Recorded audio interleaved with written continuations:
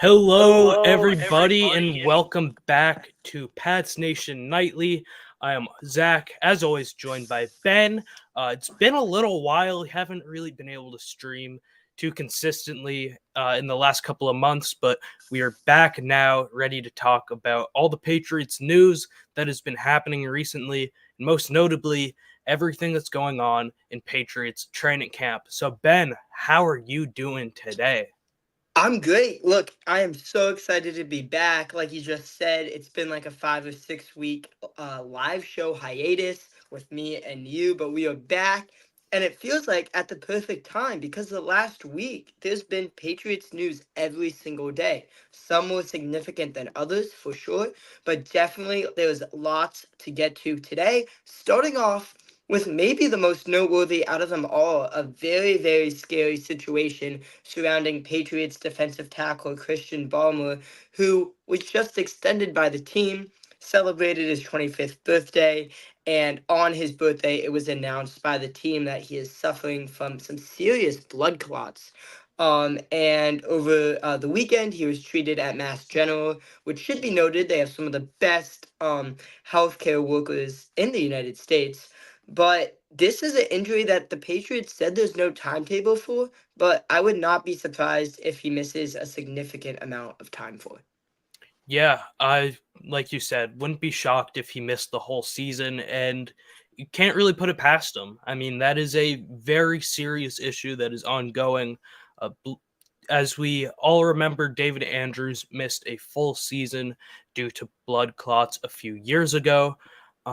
Those were in his lungs. I believe Christian Barmore's were in his calf. Ian Rappaport tweeted out or reported that he had a bruise on his calf, so I'd assume that's where the blood clots were. So, yeah, overall, it's a horrible situation. You got to feel for Barmore. Just something that serious, and especially after he was able to really break through as a superstar in the league, it's horrible that this happened, and especially at the time that it did. Hopefully, he'll be back out soon and stronger than ever. I'm optimistic that he will be, but until then, we'll just have to wait and see. Yeah, and it's interesting too because I think I posted about it yesterday that there was recently a player in the NFL, a veteran center, former first-round pick in 2018, Billy Price, who suffered from blood clots. I think I want to say was in his lungs too, but I'm not sure. But he actually had to retire from that. You just said David Andrews had to miss a whole season. I think it was 2016 he had to miss the whole season. So this is definitely not something to be taken lightly.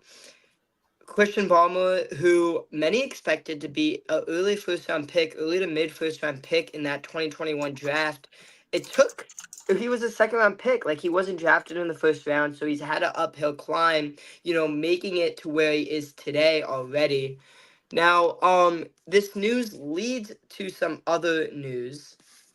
Devon Godshock, who is one of the only Patriots right now who was eligible for a contract extension and has not received one yet, along with Matthew Judon. But he is someone who, like the nose tackle, defensive tackle position, who with Christian Ballman missing time could easily be extended and kept around. His agent Drew Rosenhaus of of, I'm forgetting his agency, but Drew Rosenhaus was at training camp today and was talking with Matt Groh, John Mayo, and of course Devon Gottschalk after practice.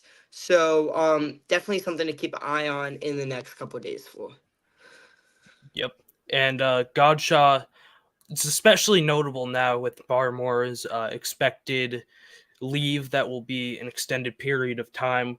Godshaw, of course, wants a new deal. He had tweeted out a few months ago, or last month, late in June, saying about his contract situation. Hopefully, we can get something done that's fair to me and my team before camp starts.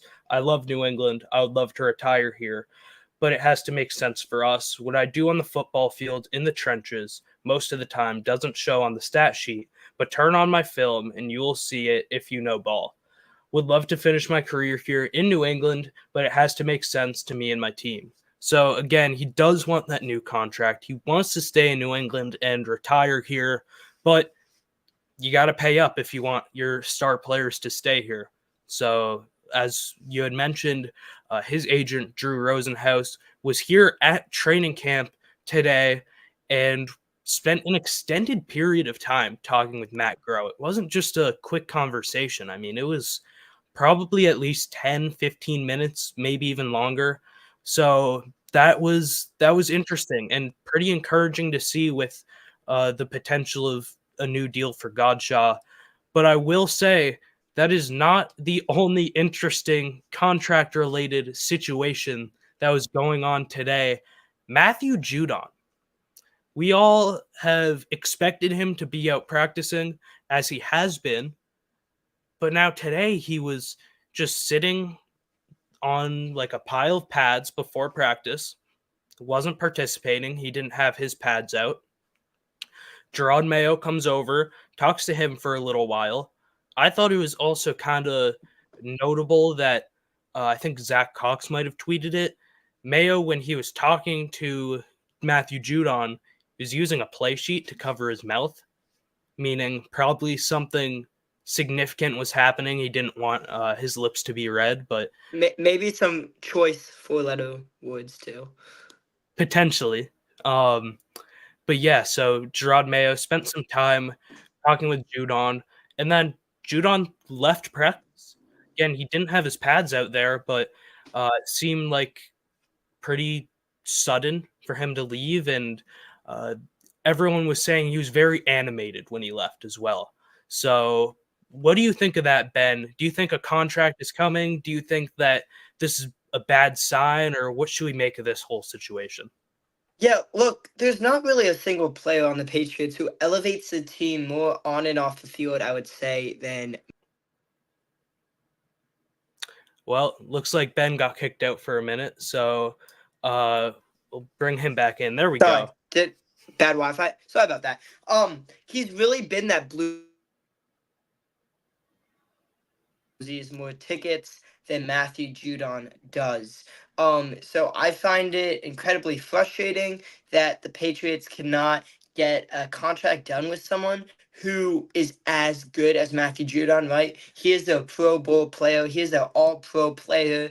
All the stats he has set in the last few years with the Patriots, all the statistics he has broken. It's something that's really frustrating as a fan and someone who's part of the media to see just because of how much of an impact Matthew Judon can make on the field, but also he sells tickets, right?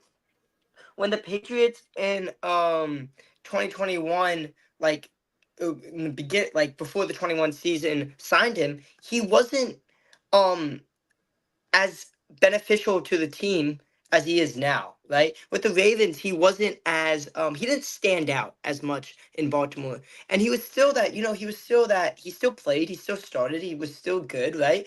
But he stands out for the Patriots. And he plays really well. And something that Matthew Judon does really well is he attracts the double teams. Right? He attracts players towards him. So other players like Josh Uche can get those sacks, and that's kind of what you saw last season before he got injured. Yeah, kind of takes me back to Hard Knocks a few nights ago or last week, where believe it was the Giants owner came over to the Giants GM and was like, "Man, I'll have a hard time seeing Saquon go. I mean, he was our best jersey seller." He said something along those lines, like he's our most popular player. That's the same thing with Matthew Judon. He is the most popular player on the Patriots. He's probably the best player on the Patriots. Everywhere you go in New England, you'll see a number 9 jersey out there somewhere. So that's somebody that you should keep in the building, not only because he is a great player, but because of what he brings outside of the field as a leader and as somebody for the fan base to look up to and just again be a fan of. So overall, I'm not too glad about that situation that was happening today. It is unfortunate to see that things have, in a way, gotten this far where he is potentially skipping practice for a holdout, leaving the field, seemingly upset. We weren't close enough to see his expressions, but from what other people are reporting, seemed like he was potentially upset. So we'll see how that turns out. That was definitely the, I would say, biggest news out of training camp today, but that wasn't even coming on the field. Some other slight news that was happening with training camp is Jabril Peppers just recently signed a big contract extension with the Patriots, left practice early due to an injury. Seemed like he kind of got injured and then came back for a moment, then left once again. So we'll see how that turns out. Ben, you have anything on the Jabril Peppers injury? I do, and really quick before we move on, I just wanted to say one more thing that was I felt noteworthy with Matthew Judon here is you and I just saw on Twitter, actually you were the one who pointed it out to me. There is a episode going live at 6 p.m. tonight called The Business of Football. Matt Judon, right, is going to talk about kind of the business side of things. And one of the quotes, as you can see on both Zach and I's profiles right now, is he wrote his own contract for the Patriots, and he has not heard a response back. So, there's not many guys on the Patriots. I don't actually think there's any other guys that I would have write their own contract and me agree to as like the Patriots GM besides Matthew Judon.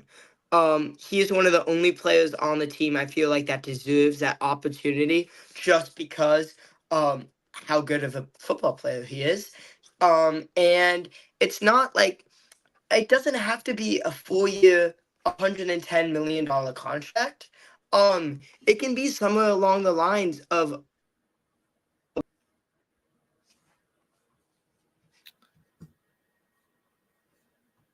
Oop, lost you for a second there, but welcome back. As you were saying, though, it doesn't have to really be this massive 4 year deal that's taking him into his age 35 season. It can probably be something shorter term, and you're not going to have to be paying him. I'm sure you won't have to be paying him 25 million a year or something kind of crazy like that. So we'll see how it turns out, because it's been very much so back and forth.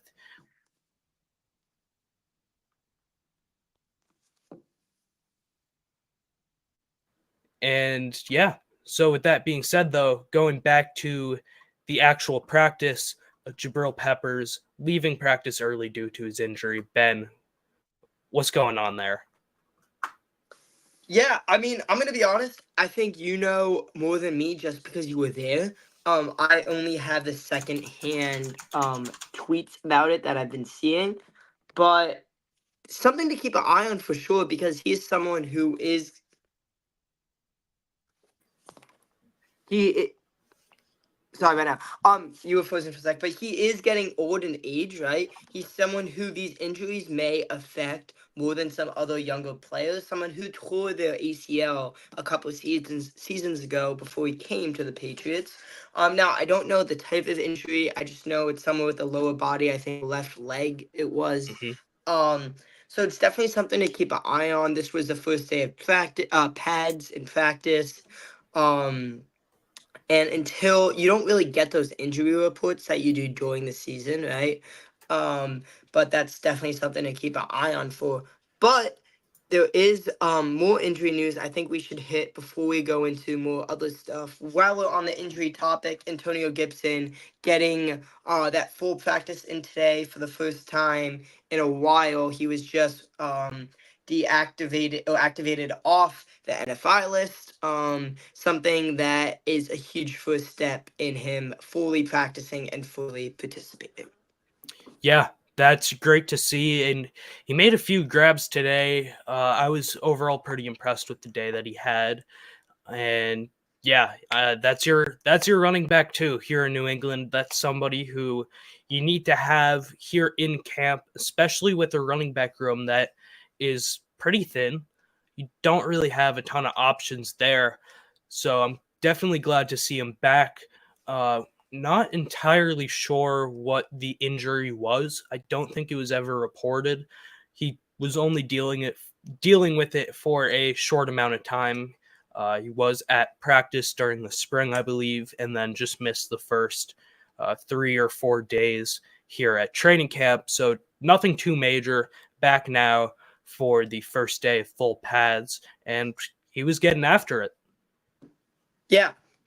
And something else I noticed today, just before we get into the recap for the rest of the day, Zach is at, I think, most every training camp practice. Everyone. And I will be there coming up to New England, definitely next Monday and next Tuesday, so a week from today and tomorrow. I might be making appearance at that Saturday practice in a few days. Don't know yet, but definitely Monday and Tuesday both Zach and I will be there, and we'll have a meet and greet. Zach and I, there will be a time that we can talk, meet with you guys, which we'd love to do. But we'll get into that more later. We'll definitely have another show before I leave to Boston. But getting back to the reason we're here today, talking about the Patriots. Drake May not having his best day, not having his best day with the Patriots. I think he went 3 for something 11. I don't want to just throw up Yeah, numbers, but it was I think not it pretty. was. It Yeah. was really not pretty. Um, and something. So he has been having. If correct me if I'm wrong, this was one of his worst days because he has been looking. Oh, it Um, was by far his worst okay. day. Everybody on Sunday was saying, "Oh, this was his worst day," but it wasn't too bad. Like it was a bad day on Sunday, but it wasn't something that was like setting the alarms off.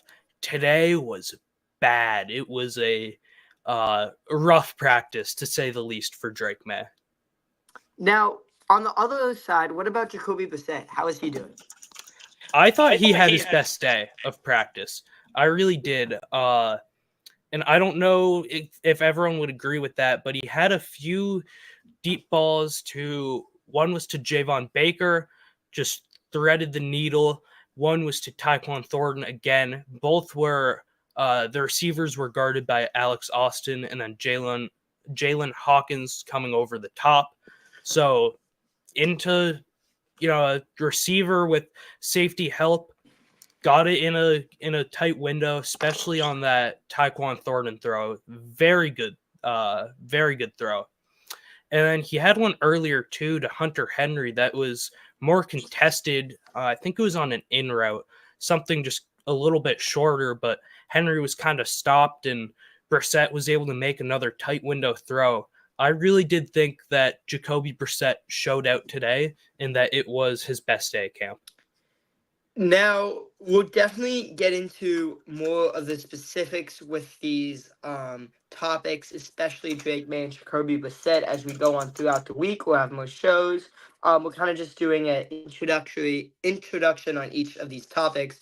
But moving on really quick, how do you think the offensive line is shaping out to be for this upcoming season? The Patriots got some rookies, Caden Wallace, right, Layden Robinson, in the draft, and they also got some free agents in, Agurafor, Nick Leverett.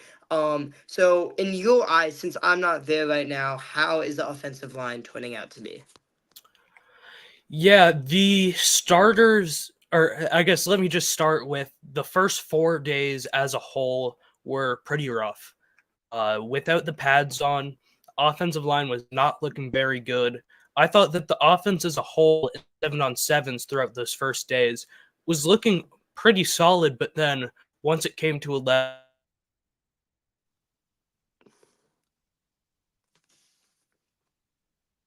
offense, and today I thought was a little bit different for the starters at the very least. Uh, Overall, a pretty solid day. The backups definitely were not the best. One thing that was noteworthy, however, was false starts. The Patriots offense, and most of them coming from the offensive line, had a lot of false starts today. So many that Gerard Mayo actually sent the whole offense down for a lap, which is not something that happens very often. That's the first time it has happened this year, at the very least. Austin Hooper said after practice, essentially, that the offense was having too many false starts, and if they're not going to learn from being told not to jump off sides, then they're going to run for it. That's how they're going to learn.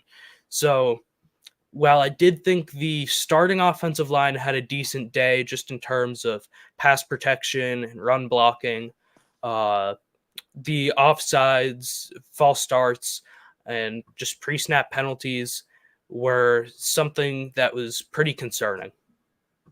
Yeah. And John Mayo, it was noteworthy I saw today too that he said in his press conference before training camp that it's going to be a run first offense, and Mm-hmm. the defense is gonna have most of the priority, I guess. That's the wrong word, but this team's gonna be carried by the defense, is basically Yep. what he was saying. And for example, last season there's a stretch of 3 or 4 games where the defense held the offense to 10 or less points. Indianapolis, Los Angeles, New York, the Jets. And it's if that Patriots run offense can elevate and Ramondre Stevenson can carry, and the Patriots, either Drake May or Jacoby Brissett, can limit the turnovers, I think they have a much better chance of being more productive than they were last year. For sure. And you retain Ramondre Stevenson, you bring in Antonio Gibson. Overall, your running back room is looking better than it was last year. And I thought that the offensive line did a pretty good job, especially with the run blocking today. And something else to note, Kevin Harris had two massive runs today. Two that, I mean, I don't know if they would have necessarily been touchdowns. They were in practice, but in a real game probably gets taken down somewhere at the second level. But either way, two pretty big runs that he was able to just navigate through the line and break free. So that was impressive and encouraging to see out of somebody who projects to be a fringe roster guy, potentially RB3, maybe practice squad. But on a team that's going to pride themselves in their running, you love to see guys like that making important plays. And you know who else is shining right now? What other position group is shining are the wide receivers. I have heard nothing but good things coming from them, especially Javon Baker and Tyquan Thornton. Two players who we had many debates with a couple months ago about who is getting that fifth or sixth receiver spot on the roster. And we were saying, hey, it's going to be between Keishawn Butte, Jalen Rieger, and Tyquan Thornton. And right now, every year during training camp, it looks like Tyquan is going to be make that jump, just like put on some weight, be great. And it actually looks like this training camp that he did all those things and he could actually be beneficial for this offense. Also, Keishawn Butte doing good. Jameo Douglas is battling that injury. Hand injury. Yep. Yep, hand injury. KJ Osborne spoke with the media today. Said the most difficult thing right now for him is he's been so used to Kirk Cousins throwing the ball to him for the last 3-4 seasons that when you have so many different quarterbacks down on this roster, one who's in a position battle with another one, Drake May and Jacoby Brissett, it's just hard to gain that tempo. But he said that will come from over time and will practice. But he, KJ Osborne specifically, was one of the 13 Patriots players who earned a offseason reward, which was good to see. Yeah, and also don't forget about Jalen Polk. You were mentioning Javon Baker and Tyquan Thornton as some standout players. Polk didn't have as good of a day today, but the first few days, I mean, he was seemingly always open, making every grab. He has really been shaping up to make a push to be the Patriots wide receiver one. And of course, that's without Kendrick Bourne being out there due to him still rehabbing his ACL tear from last season. And Demario Douglas has been limited, has not been able to participate in team drills due to the left hand injury. But still, Jalen Polk has looked legit. I'm excited to see him just keep working and hopefully shape out to be the wide receiver one that the Patriots have needed for so long, the true wide receiver one.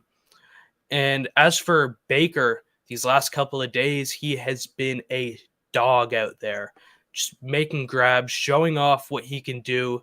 Uh, we were all hoping that he could really flash when he was drafted, kind of taken late, had some motivation, and now we are really seeing what he can do.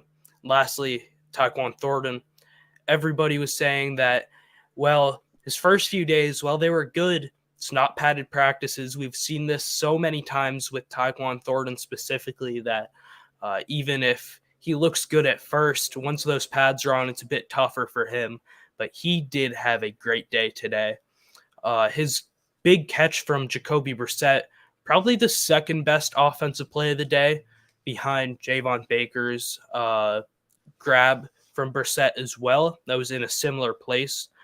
But Thornton's reminded me a lot of the clip that was going around yesterday of Javon Baker in one-on-one drills, where he did a really good job of just tracking the ball over his shoulder, adjusting and getting it. Tyquan Thornton did it as well today, this time in 11 on 11s. I believe might have been sevens, but I think it was in 11s compared to Baker when he did it in a one-on-one drill. Absolutely. And that's someone who I really like. I really wanted to see exceed. He was the second round pick out of Baylor, someone who has injured himself, unfortunately, in two back-to-back years in the preseason. Once last year against Green Bay with the shoulder, and then against the New York Giants, I want to say, in the last preseason game 2 years ago. Anyway, moving on to a different subject. We just talked about the offense for a little bit. We talked about the defense for a little bit. How about the head coach, Gerard Mayo? How do you think he is handling his first training camp, his first time being with the team, and his own coaching staff? Sorry, could you say that again? I froze up for a moment. All good. I said we talked about the offense, talked about the defense. What about the head coach, Gerard Mayo? How is he doing in his first training camp? Uh, I mean, it's still early, obviously, but I've noticed him kind of making the rounds a little bit more than it seemed like Belichick did. And maybe that's just because where I sit is always where the tight ends are. But like that's where they do their individual drills. But I've seen Mayo there a lot more than it feels like I've ever seen Belichick there already this early on. And just as a whole, it feels like the coaching staff is a lot more hands on. And maybe that's just because it's a much larger coaching staff than the Patriots have had in previous years. But for example, when you look at the receiver drills, assistant wide receivers coach Taquan Underwood is in the middle of everything. He is running routes like with the receivers, guarding them, whatever it may be. That's not something that I think we've seen in previous years. So that is something that I noticed specifically. Is just it has seemed like a much more hands-on practice for the coaches. They've seemed much more involved than they have in previous years. Tyquan Underwood is someone who I really, really like. The former Pitt wide receiver coach and used to play for the Patriots. And every time I think of, oh, someone says his name, I always think of Bub Memes, who also played at Pitt. Um, anyway, um, anything else we should add before we wrap up? We do have one quick thing, just something else to note that happened today at practice. Another little fight. I believe the Oh, first one happened yesterday. Nothing really came of it. But then today, Joshua Uche got into it with, seemed like Chuksa Okorafor, mhm. uh, and Uche got ejected for throwing a punch. So that was interesting. First time that's happened all year. Somebody getting ejected. Um, Not that that necessarily matters all that much, but it was something I wanted to note. And the Patriots do have one joint practice with the Philadelphia Eagles in the middle of August, under a month till that goes. And that's really when things pretty much start getting physical, which is why I think the Patriots limited those joint practices just because of how physical they can get. So, since Zach and I took a little bit of a hiatus with kind of not a lot of live shows, we're gonna try to go live for about the same time every week. This week, around the same number of minutes per show, 20 to 45 minutes. This show just around 30 minutes.